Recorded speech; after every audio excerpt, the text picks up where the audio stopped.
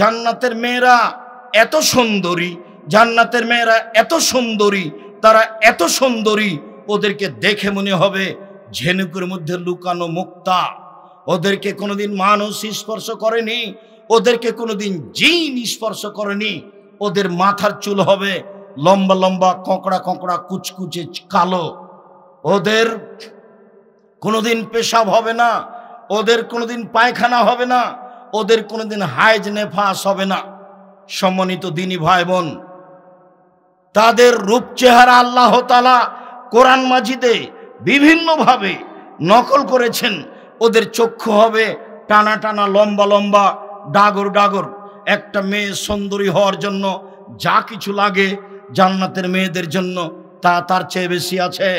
তাই তো আব্দুল্লাহ ইবনে আব্বাস বলেন, আল্লাহর নবী বলেছেন, ইয়া ইবাদিয়াস সালিহিনা, আল্লাহ তাআলা বলেন হাদিসে কুদসি, হে আমার দাস দাসী পুরুষ নারী, মনে রেখো আমি তোমাদের জন্য জান্নাতে এমন কিছু রেখেছি, নারী হিসাবে, খাদ্য হিসাবে, শুয়ে থাকার জন্য, খাওয়ার জন্য ফলমূল, এমন কিছু করেছি মানুষের চোখ কোনোদিন দেখেনি, এমন কিছু করেছি মানুষের কান কোনোদিন শোনেনি, এমন কিছু করেছি মানুষের অন্তর কোনোদিন ভাবেনি।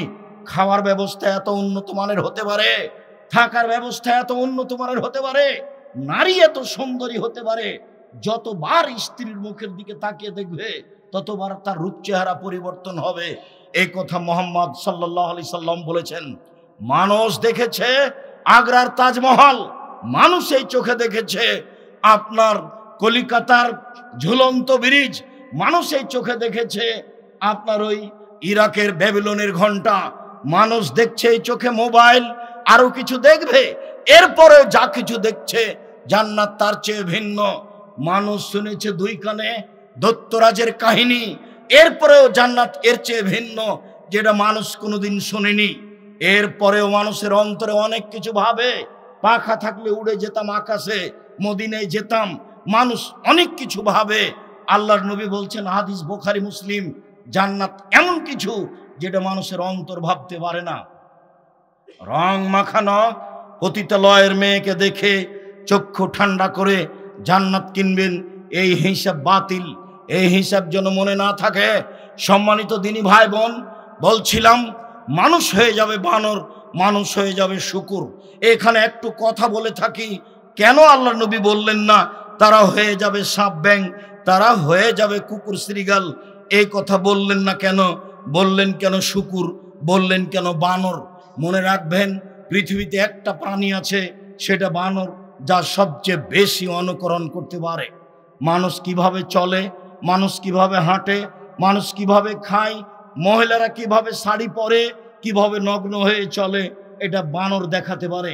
পৃথিবীতে সবচেয়ে বেশি অনুকরণীয় প্রাণী হচ্ছে বানর। যখন মানুষ ইহুদি খ্রিস্টানদের অনুসরণ করবে, অনুকরণ করবে, তখন আল্লাহ এদের করে দিবেন বানর। যখন মানুষের অনুভূতি থাকবে না, অনুভূতি বলে কোনো জিনিসই নাই।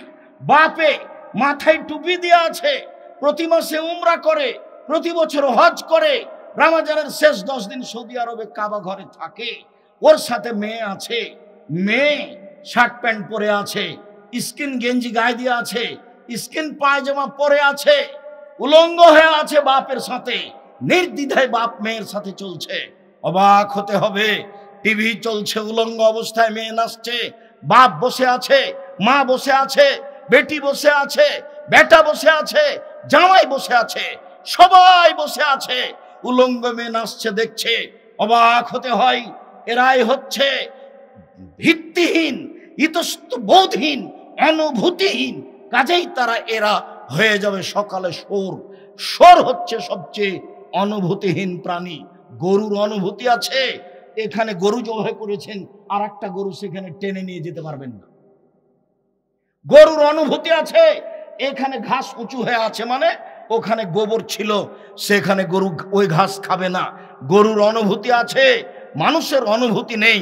মানুষ হয়ে গেছে গরু ছাগল, মানুষ হয়ে গেছে পশু প্রাণী, কুকুর শ্রীগাল তার চেয়েও খারাপ। বুঝেও বুঝে না ওরা, অন্তর আছে বুঝে না, দেখেও দেখে না ওরা, চক্ষু আছে দেখে না, শোনেও শোনে না ওরা, কান আছে শোনে না, উলায়েকা কালানাম, তারা পশু প্রাণীর মতো, তারা গরু ছাগলের মতো, তারা কুকুর শ্রীগালের মতো, বালহুম আযাল, বরং তার চেয়ে খারাপ। একসাথে বসে বাপ বেটি মা বোন ভাই দুলাভাই সবাই বসে আছে, আপনার কেমন মনে হয় এর কোনো হিতাহিত জ্ঞান আছে? এরাকে কেউ যদি শিক্ষিত মানুষ বলে, তারাও গরু ছাগল, তারাও পশু প্রাণী, তাদের কোনো হিতাহিত জ্ঞান, মানবতা, বিবেচনা, বুদ্ধিবিদ্যা আছে, এই কথা আঁচ করা যায় না। যা রাসূল সাল্লাল্লাহু আলাইহি সাল্লাম বলেন। সম্মানিত দিনী ভাই বোন, মুআয ইবনে জাবাল রাদিয়াল্লাহু তাআলা আনহু বলেন, আল্লাহর নবী বলেছেন যে ইসলাম শুরু হয়েছে নবী দিও দয়া দিয়ে, রাজত্ব শুরু হয়েছে নবী দিও দয়া দিয়ে, তারপর রাজত্ব শুরু হয় খলিফা দিয়েও দয়া দিয়ে, তারপর রাজত্ব শুরু হয় জোর যার মুল্লুক তার, তারপর রাজত্ব শুরু হয় যে যেমন শক্তি প্রয়োগ করে নেতা হতে পারে সেই নেতা হবে। তখন তাদের চরিত্র হবে চারটে।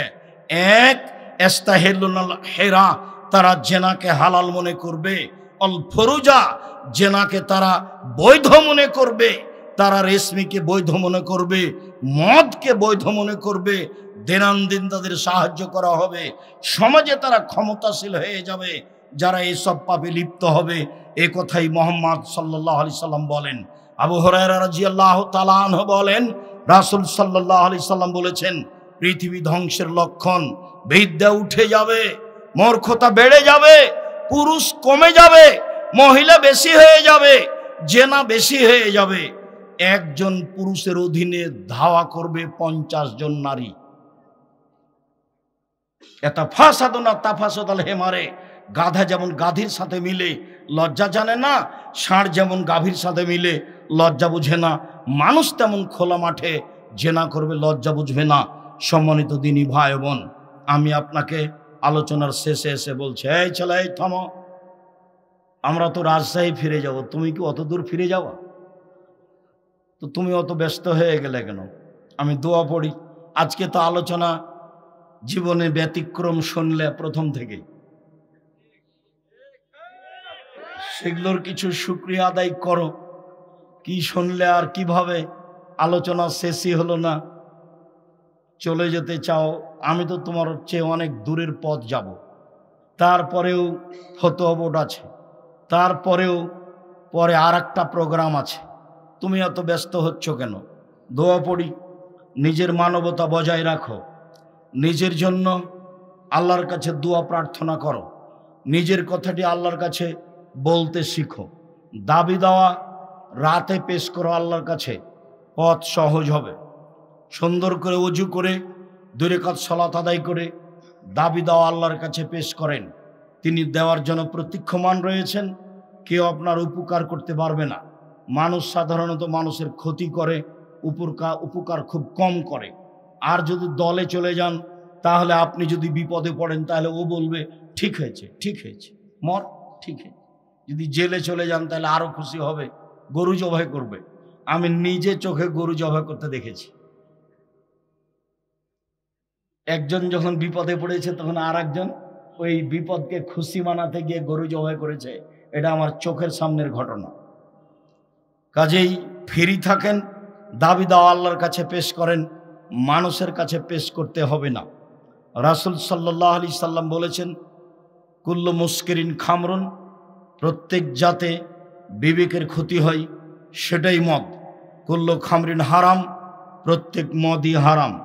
রাসূল সাল্লাল্লাহু আলাইহি সাল্লাম বলেছেন, মাসকারা কাসিরুহু ফাকালিলুহু হারামুন, যেই জিনিস কম খেলে বেশি খেলে বিবেকের ক্ষতি হয়, তার কমও হারাম। রাসূল সাল্লাল্লাহু আলাইহি সাল্লাম বলেছেন, মদ খাবে যে, আল্লাহ তার সাথে 40 দিন কথা বলবেন না, আল্লাহকেও সন্তুষ্ট করতে পারবে না। মদ খাবে যে 40 দিন তার নামাজ কবুল হবে না। এমন পাপ দুনিয়াতে নেই। একবার তো ফলাফল দেখলেন, শোর হয়ে যাবে, বানর হয়ে যাবে, এমন পাপের ফলাফল দুনিয়াতে নেই। আবার এখন আল্লাহ রাসূল বলছেন, মদ খেলে 40 দিন আল্লাহকে রাজি করা যাবে না। সুদ খাওয়ার পরে যদি রাতে বলে আল্লাহ ভুলে হয়ে গেছে, আমাকে মাফ করো, আল্লাহ বলবেন ঠিক আছে করলাম। 70-80 বছরে একদিনও নামাজ পড়েনি, আজকে বলছে আল্লাহ ভুল হয়েছে, আজ থেকে নামাজ শুরু করব, আমাকে মাফ করো। আল্লাহ বলবেন ঠিক আছে করলাম। মদ খাওয়ার পরে যদি বলতে থাকেন আপনার কথা আল্লাহ শুনবেন না। কতদিন? 40 দিন। আবার ওই হাদিসের পরের অংশে এসেছে যদি মরে যায় তাহলে কাফের হয়ে মারা যাবে, আর যদি তোবা করে তাহলে তোবা কবুল করা হবে। রাসূল সাল্লাল্লাহু আলাইহি ওয়াসাল্লাম বলেছেন মানুষ যদি মদ খায় তাহলে সে মূর্তি পূজার মতো পাপ করে।